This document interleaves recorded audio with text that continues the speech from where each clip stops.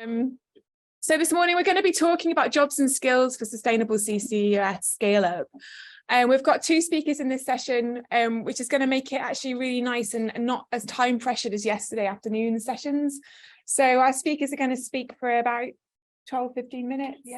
And what we're going to do is we'll start with Kirstie, and then we'll have Kirstie in, and then we'll go into a bit more of a kind of a discussion. And this is really, you can ask questions of our speakers, but we can hear from you as well. I also hope you'll appreciate that we have accidentally dressed in colours that essentially are UKCCSRC branded and matching. We sat together at dinner. This is not a conversation topic.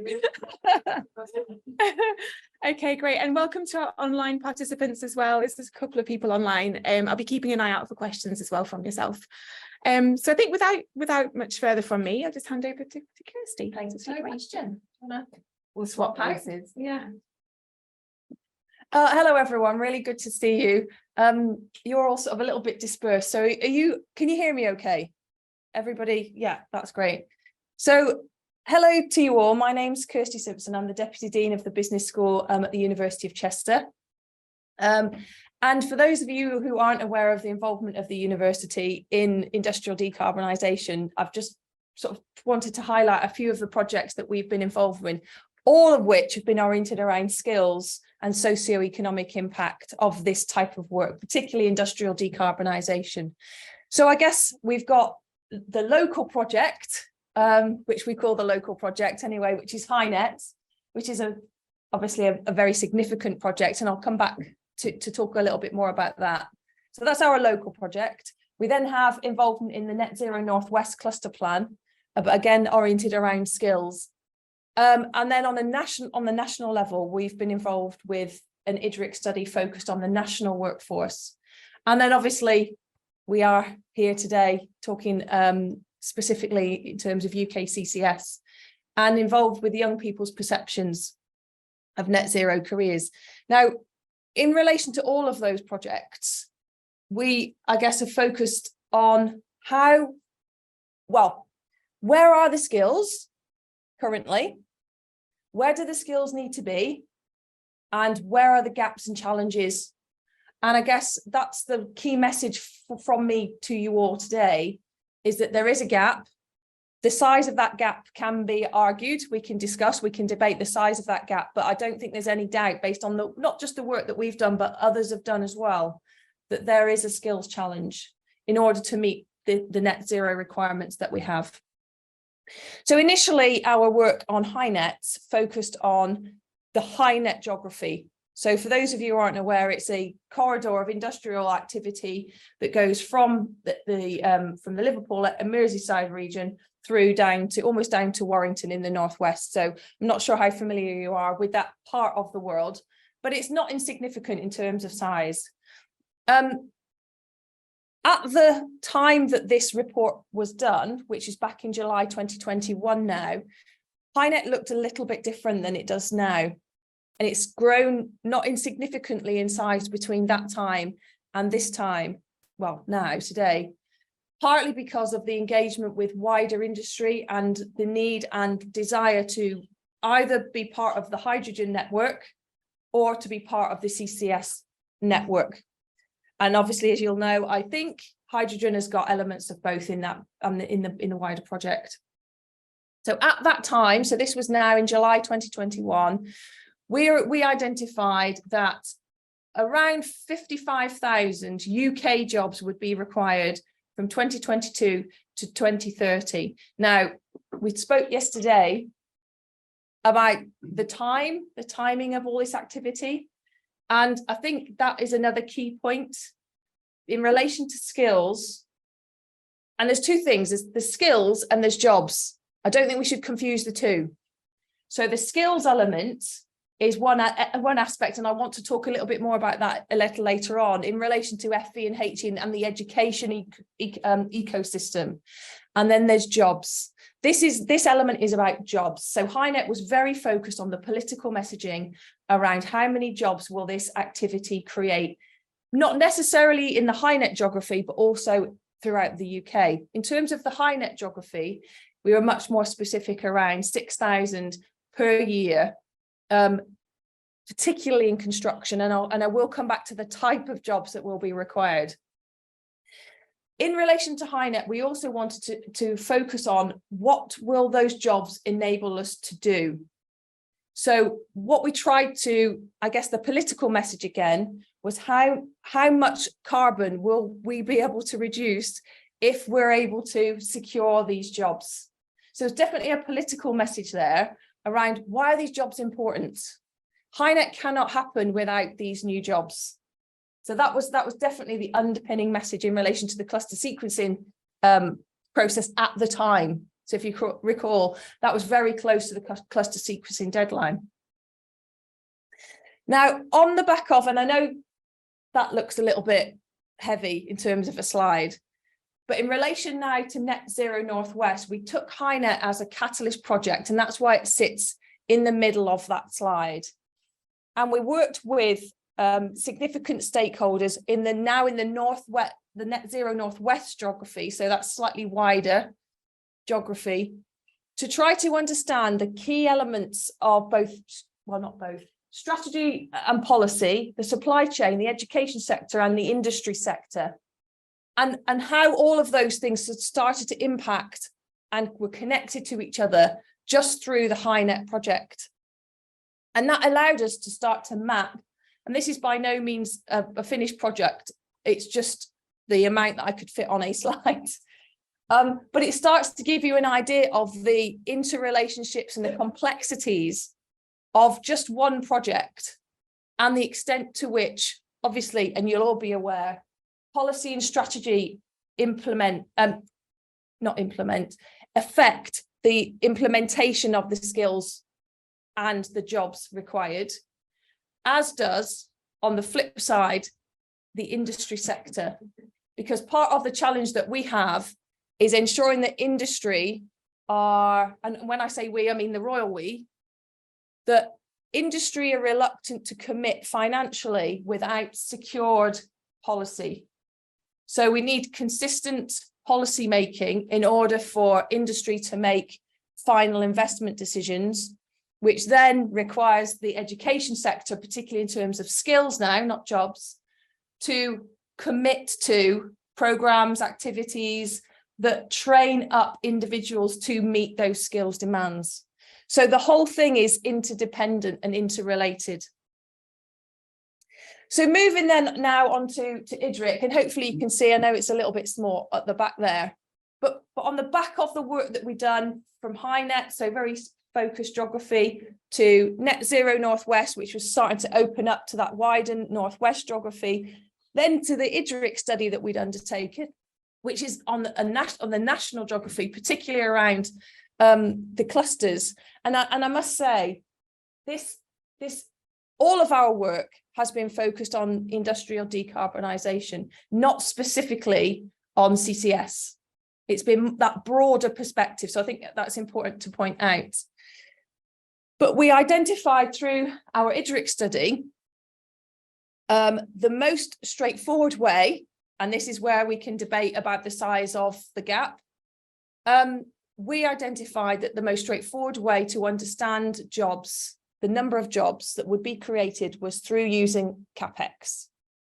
So we identified CapEx as it relates to all of the different clusters, as well as the dispersed sites, as well as the sector sites, and that has provided us with that figure on the right-hand side there, 515 billion to 2050.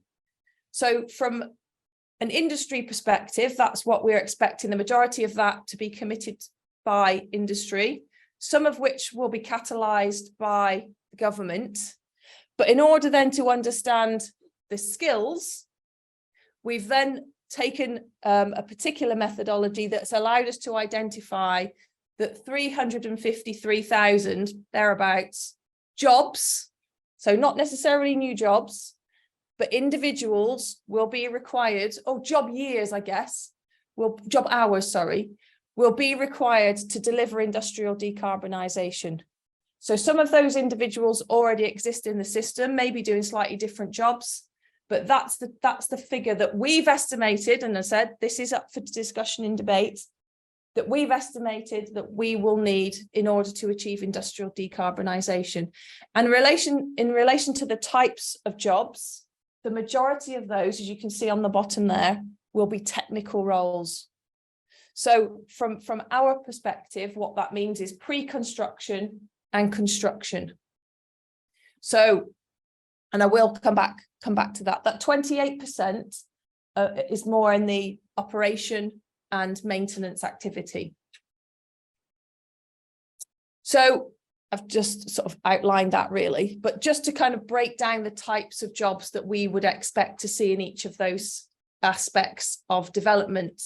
So pre-construction and construction really is where the majority of those jobs will need to be effected. So of particular note, I think, is when developing the application for the cluster sequencing, we had to assume 100% displacement for construction. So that was the basis of the assumption. So therefore, we will need to share resources. So individuals, people that will be doing some of these roles, between future IDC construction projects and non-IDC construction projects. So that's an important point to note, I think, because where are all these people going to come from? Something will not be able to be done, I think, is the bottom line.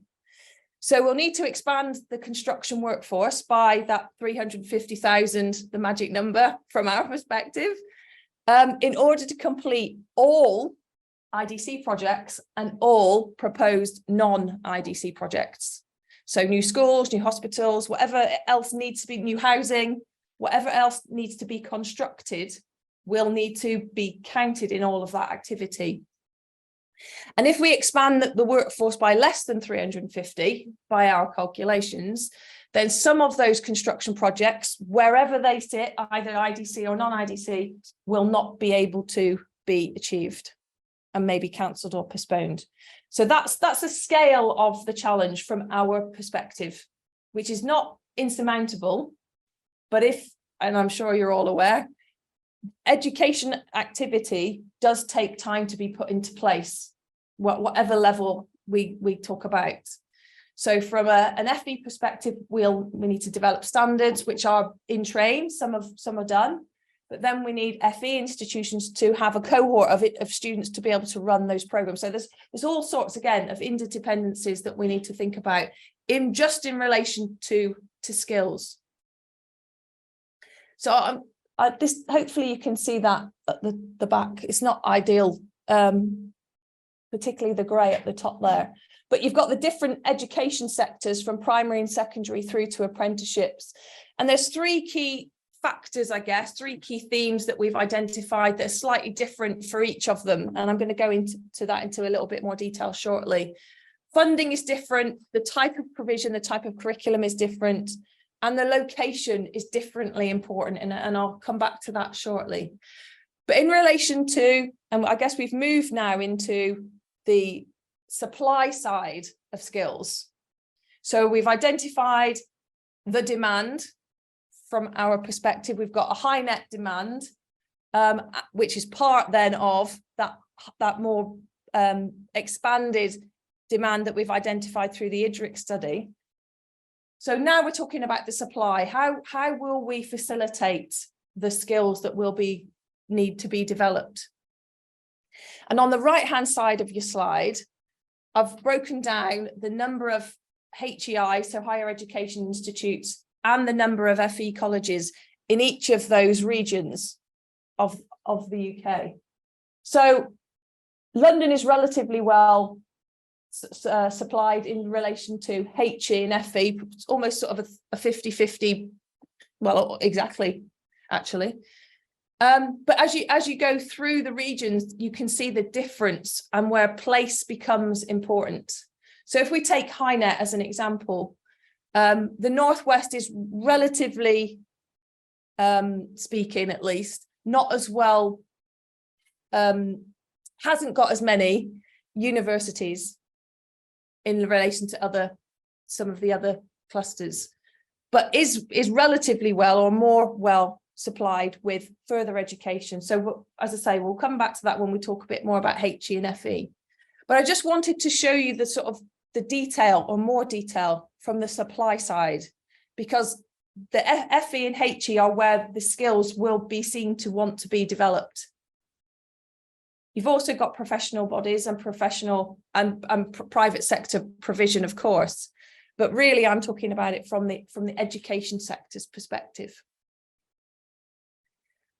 So university students, I'm sure you will have been one at some stage, are generally mobile. So in relation to the previous slide, the fact that the Northwest, for example, only has 12 institutes of HE is less of an issue, because the students in the Northwest, should they choose to, could travel somewhere else. Yeah, often university students are encouraged to move away. That's become more difficult. And certainly from our institution, 70% of our students are commuting students. So that maybe that is changing. Maybe that is changing. From an FE perspective, FE students are less mobile. So they aren't encouraged in the same way to move away from home. They are differently funded. So in relation to skills, the place of the skills provider, and I mean the geographical place, is really important, because in order to facilitate that learning, the institution needs to be in the right place in terms of where the young people are, particularly for FE, and we'll talk a little bit more about that in a second. In relation to engineering, and if you think back to the slide that identified the different types of roles that will be developed, we're talking really in terms of the challenge in pre-construction and construction. So in engineering is relatively well positioned from a HEI perspective. We have probably about the right amount of individuals graduating with engineering type degrees already. Where the challenge there is in relation to equality, diversity and inclusion. We don't have enough women. We don't have enough Black engineers. We don't have enough disabled engineers. Yeah, that's where the challenge is.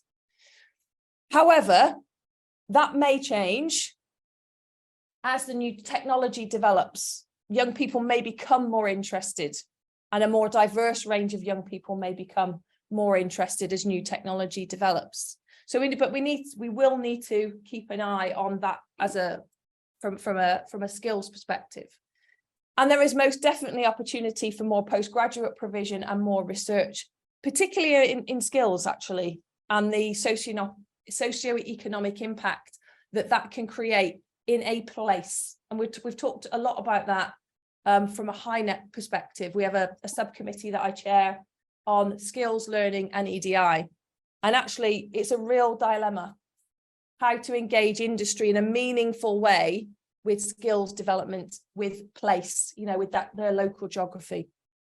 And there's also additional opportunity for the clusters to connect with universities, not just from a PhD perspective, but in terms of industry, and actually seeking more sustainable managers, sustainable marketeers, sustainable HR. There's all sorts of roles in industry that we need young people and older people to do, because upskill, reskill is a different thing again. In relation to FE, we really need more of a pipeline of young people coming into FE, particularly in relation to pre-construction and construction. We need to raise the awareness of young people that is a career. That's a career opportunity for them. We need to raise the value of those careers. So we've been talking to ECITB, for example, from a HiNet perspective, about developing a work-ready programme. They're already working with Pembrokeshire College on this particular activity, but we're looking to understand how we might broaden that out to young people more generally. That the programme currently is very specifically oriented to individuals who are currently unemployed, and who are coming out from prison and need and want to get into the workforce. We're interested to understand how we can translate that into a geography, the HyNet geography, where there are many young people who do not have aspiration beyond school. And I mean, in terms of specific geography, I mean in Ellesmere Port, that is one of the most deprived regions, cities, well, towns, actually, it's not even a city, towns in the northwest. So how can we use this opportunity to transform lives in that space? And that to me is really important. And a lot of that comes through FE in terms of the opportunity for skills. There is still a need to focus on equality, diversity and inclusion for FE opportunities. These types of activities are seen to be more male, and there's still lots of opportunity to open that up. Often young women don't see themselves as being any good at maths and feel that's a barrier. So all of these things need to be broken down. And industrial decarbonisation isn't going to change all of that, because these things have been around for a long time. But it is a catalyst that we could use to create change, to stimulate change, to engage industry in change. The political narrative may be convenient or otherwise, and I'm not going to get too political, is that we do already have too many university graduates overall. And that's of this government particularly, that's been a bit of a narrative. Particularly graduates in field with lower paying jobs, so the humanities, arts, media, and I'm sure you'll have seen that in the news. And that those types of degrees hold less value than the STEM type programs. Now, of course, we will need more individuals coming through STEM-based programs in order to fulfill industrial decarbonisation. We absolutely will.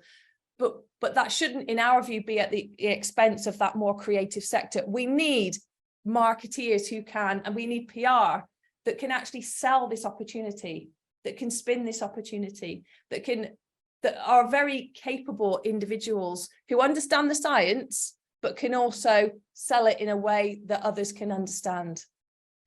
So from our perspective, we need to access talent, whatever that means, in our local communities as they are adjacent to those industrial clusters.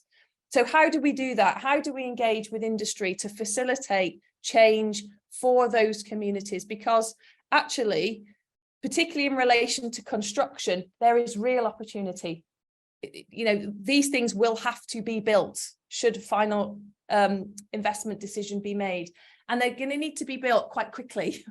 So where is the workforce going to come from? It would be a huge shame if we had to. Most of it will be subcontracted. So where will that workforce come from? To me, it will be a real shame if we have to import that from outside of the UK, because we haven't been able to get ourselves organised enough to create that locally. To me, that would be a hugely missed opportunity. Maybe that's controversial, I don't know. Maybe we can talk about that after. So there is absolutely a skills gap. As I say, the size of that can be discussed and debated, but it is there. It exists. There are costs too, of course, direct and indirect costs to developing the skills that we will need for industrial decarbonisation. And that's a risk. You know, that is a risk to everybody. That's a risk in terms of the educational ecosystem. It's a risk to industry. But industry need to have that policy consistency in order then to want to make the investment, which then has that knock-on consequence for the education ecosystem. So somebody's got to make the first move, I guess. And it's who will make the first move. And should it be industry? I don't know. Are they stand to make the most from this? Should it be education, the education sector, to create the demand? I haven't got an answer to that, and I'd be interested in your thoughts. But there are costs, direct or otherwise, and there is risk. And on the balance of risk and the need to meet net zero by 2050, I think we need to work out, well, where actually is the risk, and what is it too high, or actually are we going to make the move and take the steps that we need to address some of this, which then relates to the opportunities around socioeconomic impact and the potential for transformational change, and the opportunity to not just create more individuals who would have had the opportunity anyway, but actually to get into communities, into the places that are affected by industrial decarbonisation specifically, and understand how we can facilitate those individuals getting into the jobs that will be created, and see it as a career. And finally, from a demand and supply perspective, well, I guess this comes back to risk. Which will come first, the demand or the supply? Education opportunities exist already. We're constantly looking for change, looking at how we can develop curricula. Not so straightforward at FE, but FE will have to be the engine room for those construction skills. So how do we facilitate that? And obviously the CCSA have already provided a call to action in the delivery plan for 2035. So I'd be interested to understand how you feel we can start to put this into practice, because to me, this is a real call to action. How do we gain consensus? How do we, and that's just, as I said before, how do we know how big that gap is?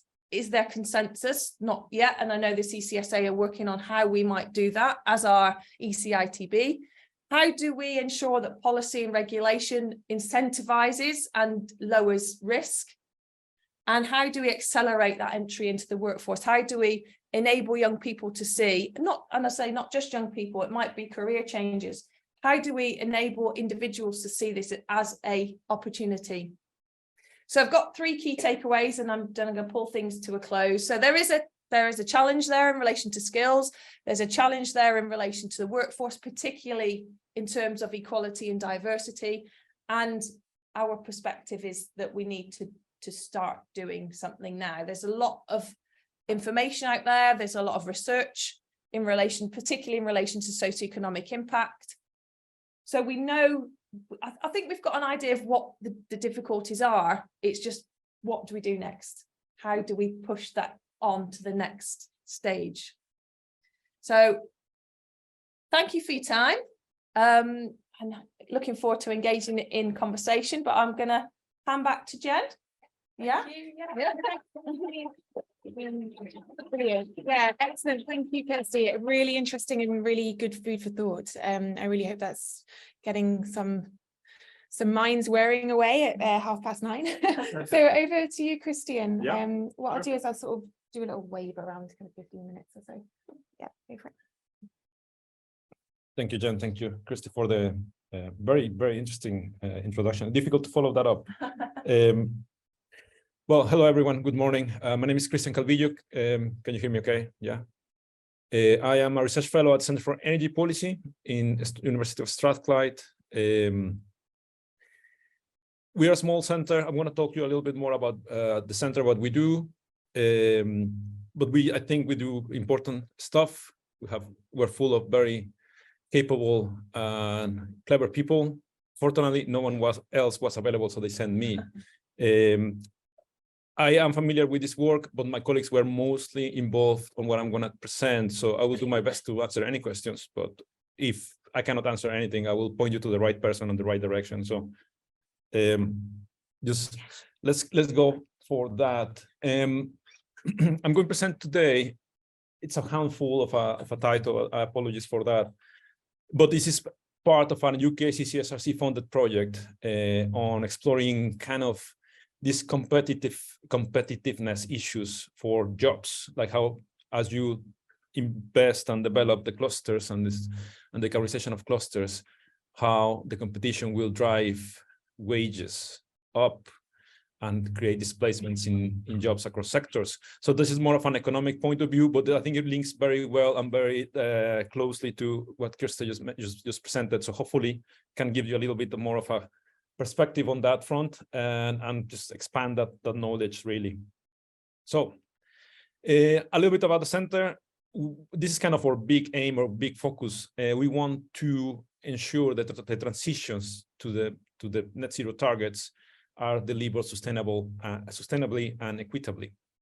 So it's not all about just do it because we need to do it, but also why don't we do it in a way that is better for everyone and make it a little bit more sustainable, a little bit more equitable, a little bit more just. How we do that?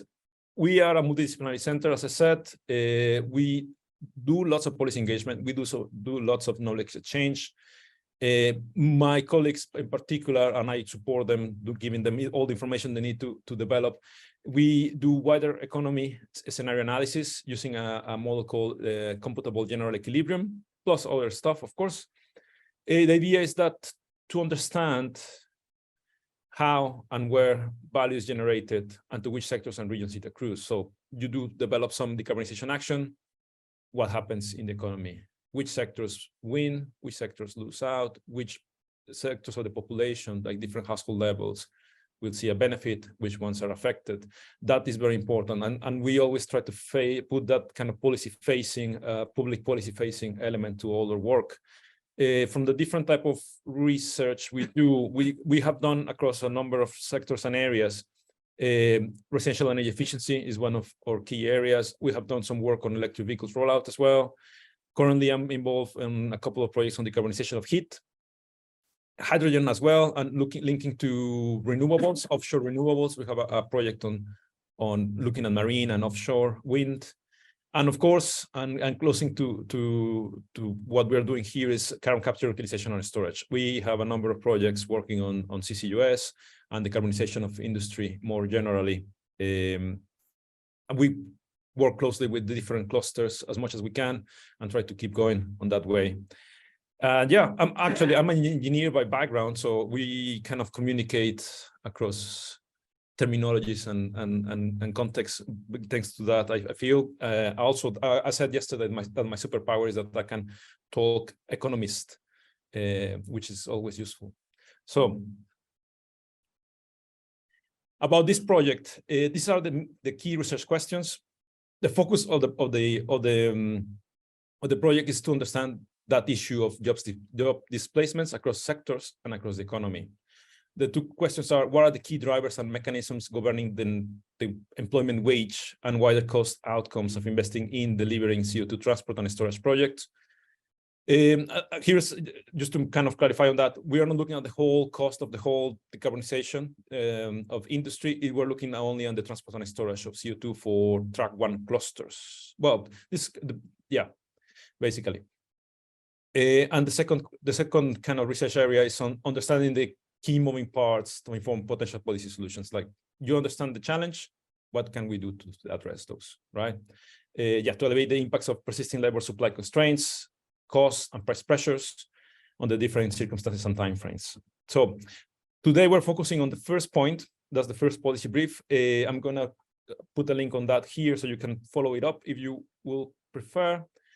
And that policy brief is titled Integrating CCUS Services into the UK Economy, the Challenge of Persisting Labor Supply Shortages and Constraints. I think this links very well to what Kirstie was mentioning before. We have a constrained market at the moment. You might have seen the news. There are, I don't know how many thousands of jobs vacancies across the NHS, across the care sector.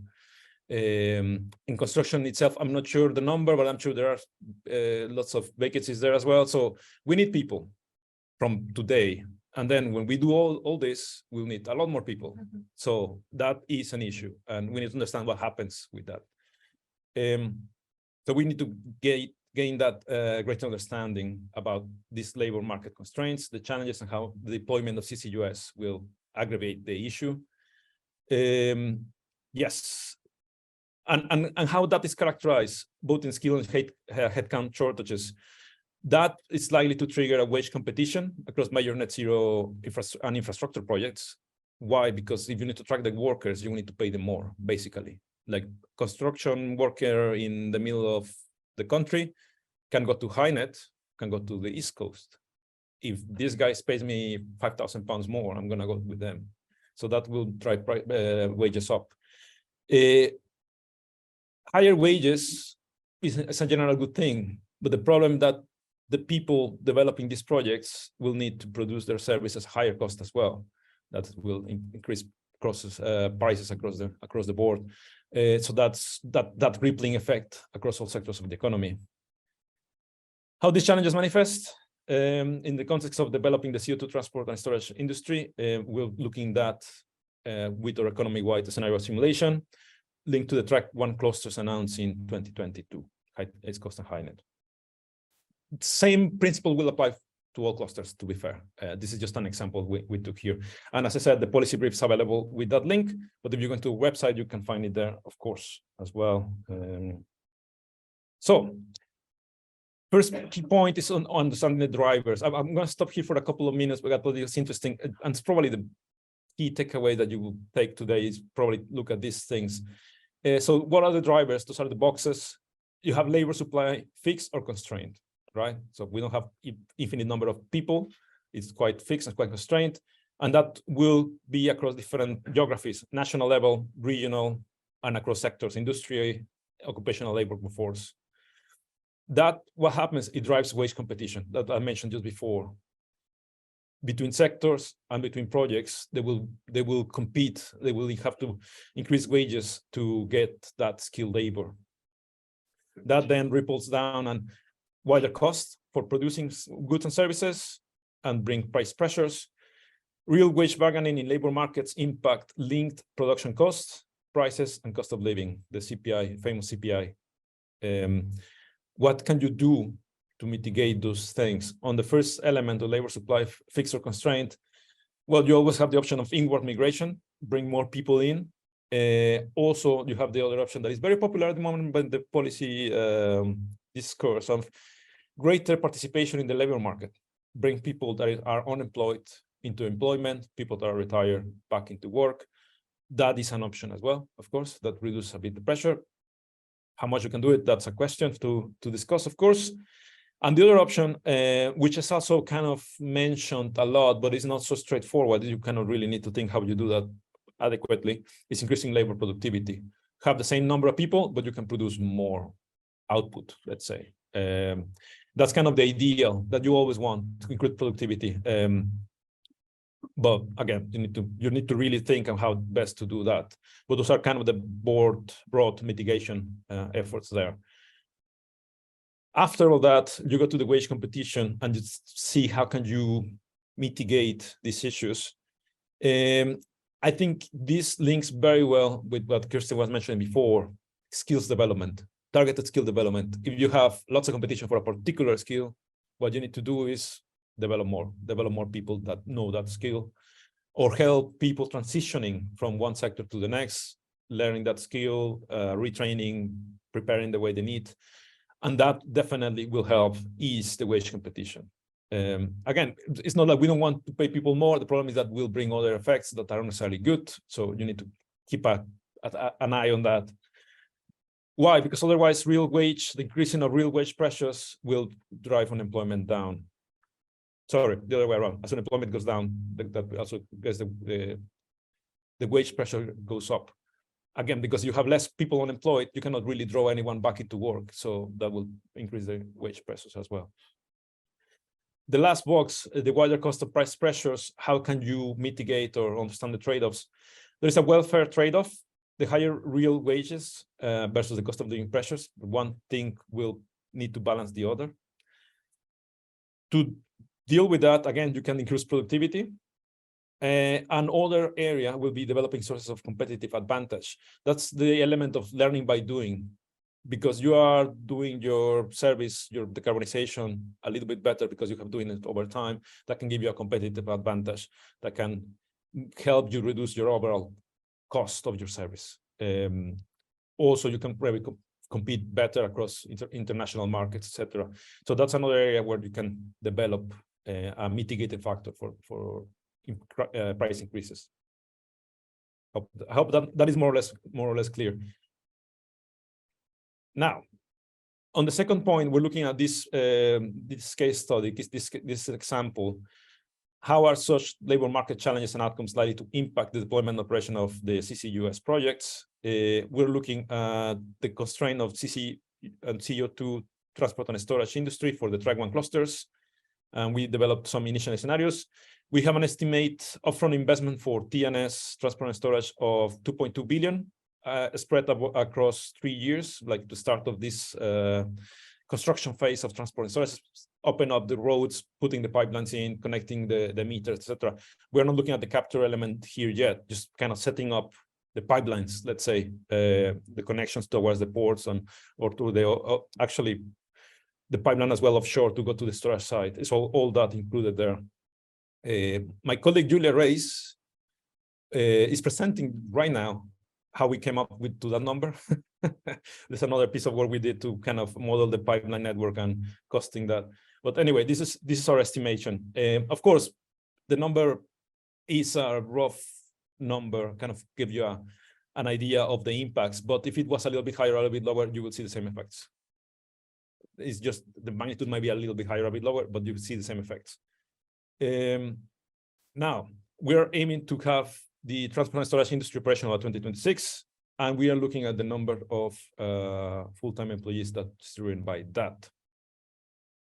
So how does that look like? I have a couple of graphs that we thought were interesting to look. This first one, we're looking at GDP changes and full-time employment changes under different model for funding these costs. Looking at track 1 clusters developing at the same time, I think there are two kind of key parts of this graph. The first side is when the investment is done and the construction phase is developing, and after that it breaks up in the 3 lines. That's when it's being paid for. So you invested the money, now how you recover that money, and you have different ways of recovering that money. That's the difference between the 3. At the beginning, the first 3 years, there is constrained labor supply, and that brings competition for the different clusters for the same pool of labor. That creates wage pressures, and that affects the wider economy. So you can see, is that the pointer? Yes, good. You can see here the employment grows, of course, in percentage terms, because there is more employment for construction, but the GDP decreases. It kind of gets a little boost because there is more activity going in the economy, but the price pressures of the wage increases has an impact, construction and economy here on GDP. After that, the labor constraint eases. You don't have the same constraint, and then now you can benefit from that new investment that you developed. So there is a little bit more of a gain in GDP. How much it is, it depends on how it is paid for. We see that the best case, of course, is when you have free money. Well, it's not free money, but deficit funding. It means that the government pays for it by creating deficit in their budget. It's the same way they pay for many things. That's one day in the future, in 100 years, we'll pay it back. But it's an option, and that's the one that creates the better benefits, of course. Then the government can tax more or do something else to recover that budget. The second best is household space. That is kind of passing it towards everyone. You, me, everyone pays by taxation or by any other means, but the pass is not passed to the emitters, it's passed to the general population, if that makes sense. Which is, you say, well, it's not very fair. No, but it's better for the economy, unfortunately. The worst case here is when the industry pays, the polluters pays directly. Why? Because again, they will increase their prices, they will increase their competitiveness internationally, so that will affect their own outputs. And if you look at it from the macroeconomic, the wider economy perspective, actually that's not a good thing, because eventually that will make less jobs in the long run, less economic growth in the long run. So even though it's kind of if you think of it logically, that makes sense, it's potentially not the best thing to do.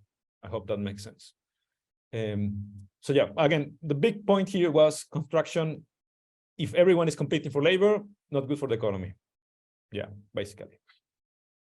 Now, looking at the actual jobs, this is sectoral full-time employment impacts during the concentrated activity years, the 2023 to 2025. All the demands concentrated in one sector, construction. Construction is in a separate graph because it's a different scale. You see here, you're talking about 500, 1,000. In the construction, you're talking about 20,000. So it's not in the bigger graph because it's kind of separate scale. But again, the wage pressures are felt across the economy. Everything needs to be paid. Everyone needs to be paid more. What happens with that? Certain sectors cannot afford that, so they will lose out. They will lose employment, and then some of those employments that have lower wages will feel it the most than other, like hospitality services, things like that, that pay close to the minimum wage. They will feel it the most.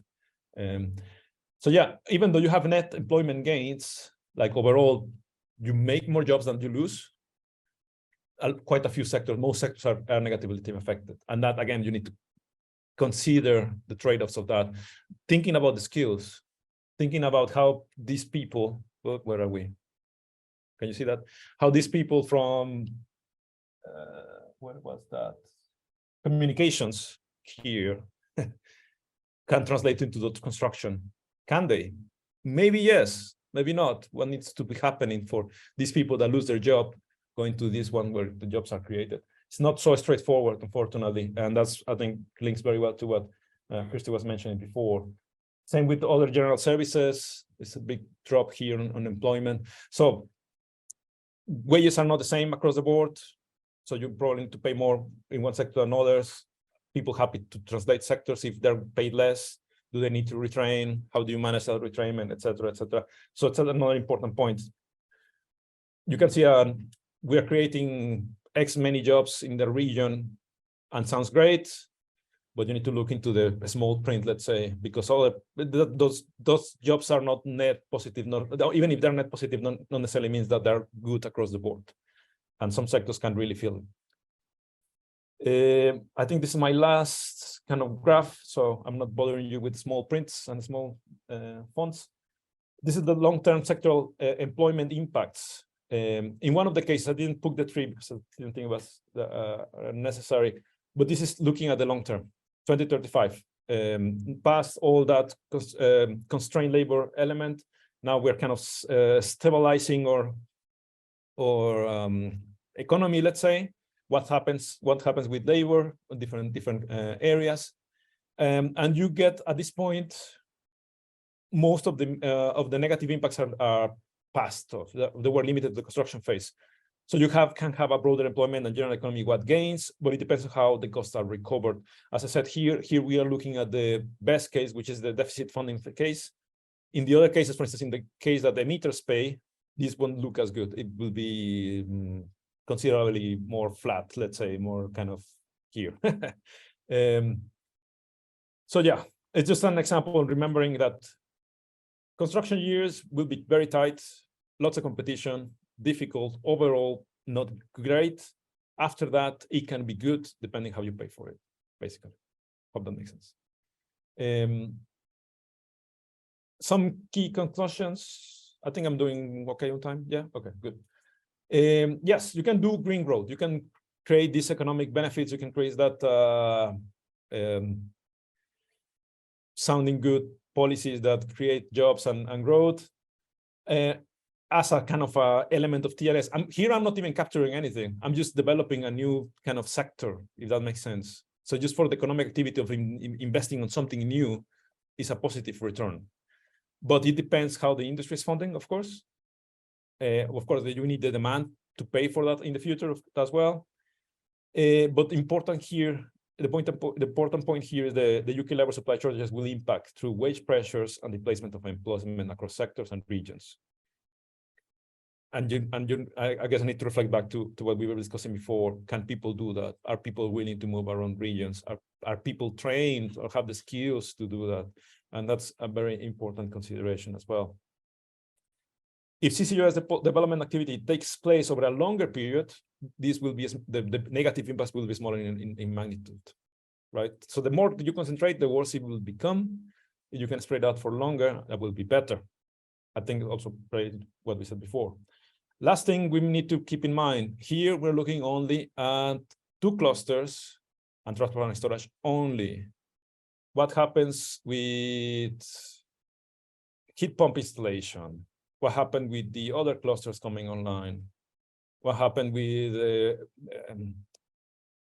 the new trains, what happens with the new housing, what happens with the new hospitals, what happens with all that, when everything happens at the same time, because you also need to reinforce the network for electric vehicles, for electrification of heat.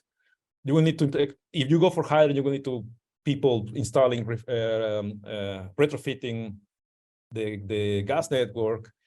You need to do energy efficiency no matter what. Well, I think. So you will need a lot of people. This is going to get a lot worse. That's kind of the other key point. So we need to keep in mind that as well. Sorry, it's not good to finish in a negative note, but picking up from what Kirstie mentioned before, it's also a great opportunity. It's a really great opportunity to use that as a way of really leveling up and thinking, okay, we have people that are not being employed or not employing not great jobs. Why can we not train them and improve their prospects for the future? So it is really a great opportunity. Timing is very important, and there is a big risk, and I think Kirstie mentioned it as well, that we end up offshoring everything. We subcontract a Chinese company or a Mexican company from Mexico, so hopefully one day, to come and install the pipelines because they have the people, they bring the people, and it's fine. So there is a big risk there. Hopefully it won't happen, but let's think about that. So that's me. Thank you very much.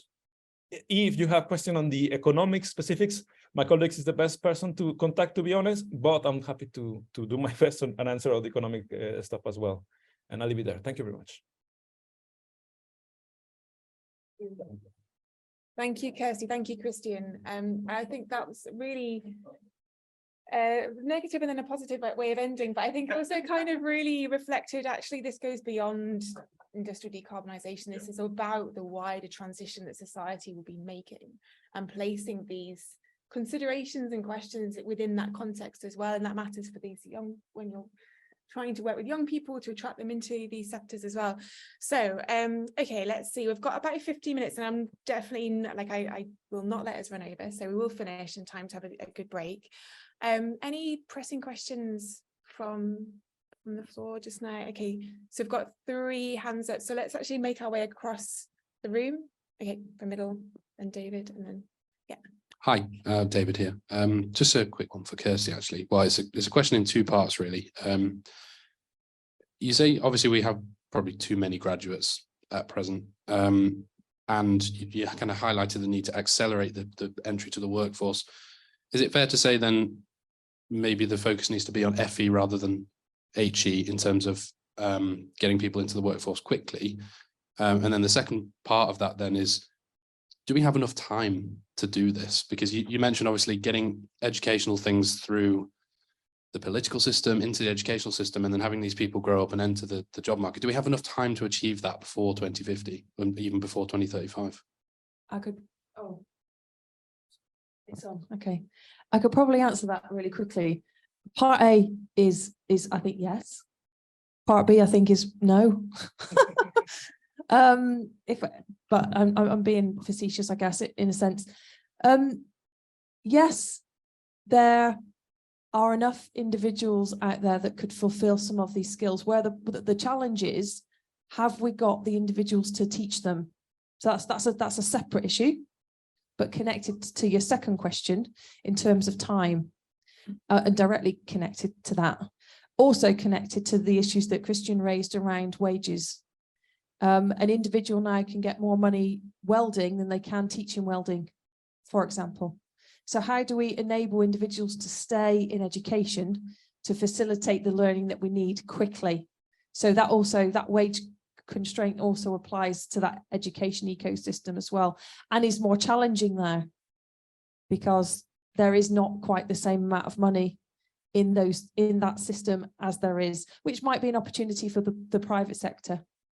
However, we still need standards, particularly around construction, particularly around some of those standard-based qualifications. And that's where organisations are working on that right now. There are standards being developed, but educational institutions will need to know that there is enough students out there to want to create those opportunities at a local level. So that's where industry needs to say, we've got a cohort. We want to fund a cohort of 50 students. How do we do that with you?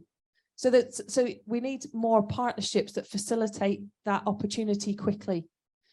Professional bodies have got a role there, of course, but you know, HE and FE shouldn't be inactive and passive in the process either. They've got a role to play, an active role to play as well. So the short answers are there, but I think it's slightly more nuanced and is very place-based as well. So it's difficult. There's not enough time, and there's not enough time if we keep talking about it, there's not enough time. We've got to get on and do something. Yeah. Kirsten, did you have anything to come in there as well? Yeah. So I think that's something I keep hearing as well. Is like, it's what we do now. Yeah. It's about what we're doing right now. Let's stop talking about that future bit. It's about now, what we do for planning now for the future. Can I just add to that? Yeah, actually, sorry. And that's where leadership's really important, because part of the challenge at the moment is everybody's looking at everybody else to say, well, what are you going to do? Well, what are you going to do? Well, what are you doing? Well, what are you doing? Somewhere there needs to be leadership that says we need to do this now. And I don't know who that is and where that needs to sit, but it's just an observation. There needs to be direction and purpose, and a common purpose. So you've got a question that, yeah, and then over to David, I think. Yeah. That, thanks. Hi, I'm Roberto from Cardiff University. It's really good talk. One of the things that I was wondering now is that, I mean, obviously we all know that there is a gap in STEMs, because we know that we have a lot of graduates in all other disciplines that they're, like, as you said, that they're probably not like as useful to do this change. But then I feel like one of the problems is that not many people since school is aware of that, like since primary school. I feel like the school curriculum is designed in a way that a lot of people focus on different areas, and this is why, like, when the time comes for these students to make a decision and choose a degree in these STEM disciplines, they don't do that.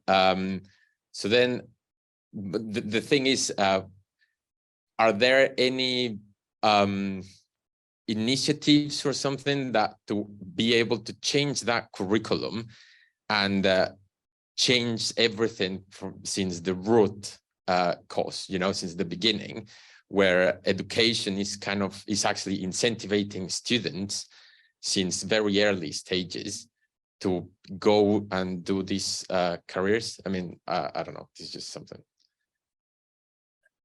Again, the short answer is yes. There are lots of things that are focused around STEM education. There's activities specifically there for women in STEM as well. So it's not. I don't think it's the lack of opportunity in one sense. There is awareness there, and we know the core subjects of maths, for example, and science are part of the curriculum, the core curriculum, all the way through. It seems to be to translate the education part to the employment part. So we know that young women, for example, are keen to study STEM subjects through to A-level and even into degree. Not quite to the same level as young men, but the gap is less. Where the gap exists is in employment. So again, how do we facilitate employment opportunities to be attractive? So there, and then you've got more role models, which then you can bring back to a younger end to say, this are the type of careers that you could go into. That I guess more applies to the engineering side. Our gap that we've identified really is in construction. So how do you encourage young people of any gender, of any age, to want to go into construction as a career? It's not seen as something that's valued. So you still need skills, and you need to be good. You know, you need to be highly skilled in some instances. So how do we encourage young people to want to do that in the way that you've described? Because that isn't there in the same way. STEM, I think, probably is. But in terms of those technical skills, not so much. Where are the opportunities for young people? Government are very keen on apprenticeships, of course, which is good. Which is a good thing, but how do you get young people to see that route right from primary school? Because the route still is, well, you go to school, and if you can, you go to university. That's that's still a major narrative. So how do we, the government are trying technical qualifications, etc., but it's still not quite there at the younger end, I don't think. We also didn't mention actually reskill, upskill, which I sort of alluded to before. There's a huge opportunity there as well in relation to STEM. That's really interesting. Did you want to? Yeah, just very briefly on I think on that particular last point on the retraining and transitioning across sectors, that will be required for many areas. The oil and gas is the obvious one, but also picking up from a different piece of work on the residential heat. We have hundreds of thousands of gas boiler engineers that in theory are very well set to do heat pumps. They need training, nowhere to do that training. That's the problem. And apprenticeships, the way that works right now, you have small companies doing that, and they normally cannot afford to have apprentices. It's just too difficult for them. So you need the big players, the British Gas players, to take on lots more of apprenticeship. And I think it will be the same for construction. Like you can help, but the private sector needs to do a lot more as well. Thank you both. It was really interesting. Two things. One is you both give very specific numbers and so on, but obviously the reality, regardless of tomorrow's announcement and so on, will be that there's a lot of uncertainty. And so I guess there's a question for, an FE college as to, how credible they think some of these signals are, and, you need to ramp these up, and there's like a lead time. So how do you actually think about it in terms of dealing with the kind of the reality of the uncertainty associated with all this? And then the second question, and I think Kirstie, I think alluded to transitioning, right?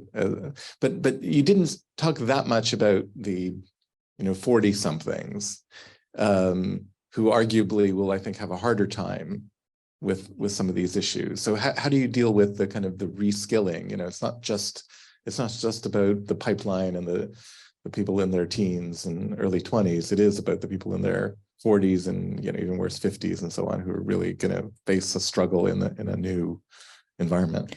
Can I add to that as well? And also factor in, so thinking of that with the FEs and that business case, I guess, because you've also alluded to this, that there will be the demand for these jobs and skills will change with time as well. And think of the heat pumps. There might be an explosion of demand, and then actually, so there's the transitional skills to get us to net zero, and then there's the skills of living within the net zero society. So can I add that and wrap that into David's interesting question? So in relation to your first point of the question, I think it's all about risk. So FEHE will need to take a risk, and it's whether the supply side takes the risk before the demand. And so it's not easily answerable, because all of that requires an outlay of cost. You need the individuals to develop the provision. You need the standards in the first place. You need the curriculum. So someone has got to go first, which I suppose is what I was trying to say before. It's who is prepared to take that jump first, and it's happening. Standards are being developed, but FE do require industry, which is Christian's point, to provide those cohorts of students to minimise the risk, to be able to put the provision in place. So that's all got to happen quite quickly. So I think it's an answer of sorts to your first question, but to me it's based on the risk and who is prepared to mitigate the risk and how, because it comes with all of the economic challenges that Christian outlined in relation to wage inflation, etc. So it's not straightforward. Moving then on to kind of upskill, reskill, for right now and then for the future, I guess starting from the end and working my way back, the future skills is something that we need to be thinking about now, so we can embed it into the curriculum as we've just described. So you're already planning for the future in relation to operation and maintenance, and trying to build in opportunity for that new technology with young people in schools right now. So we've got that pipeline, and we know what we might need those individuals to do in a net zero future, sustainable net zero future. The right now transition part, I think, is more difficult, because we'd also, and there's probably another added factor to add to your first illustration, Christian, and that's in relation to the numbers of individuals in the sector who are currently choosing to take retirement. So that's adding to the pressure of your first part of that slide, because it's adding to the skills, the jobs actually that are available, that the vacancies are higher because individuals are choosing to leave the sector sooner. So is that as a result of partly maybe COVID? Is that a result of where the industry is heading to? Either way, it means that there's still gaps. So how do we either bring those individuals back, and maybe changes to the pension that have been recently announced will encourage people to stay longer? I don't know. At the time, we'll only tell, I guess. But how do we encourage those individuals to stay and help facilitate some of this change themselves? So that would be one thing. The other thing is how do we then work with the professional bodies? Because those individuals are already well qualified. So how do we work with professional bodies on sort of conversion courses almost, to enable that change to happen? And then again, enable those individuals to support those younger individuals coming through the system. Again, for me, it's all about collaboration. It's not one part of this puzzle that's going to help solve it. We need the providers and industry and the professional bodies coming together to facilitate that activity for the pipeline in the way we've described, and then for that transition right now. But again, it's all about leadership. Who will take that first move? Just to finalize with that point, I think there is a potential important benefit of that first mover advantage, not only on the investment on CCUS, cluster, etc., but actually if you train your people first, they were the first picked, and potentially, yeah, create wider economic gains in the long run. So I think there is potential there. I think the risk in this particular sense is relatively low, because if they don't do pipelines, they will do some other construction activity, I'm sure, because there's lots of things to happen for net zero, lots of activity across the board. So the worst thing that will happen is that you bring people from abroad to do these things instead of helping your communities.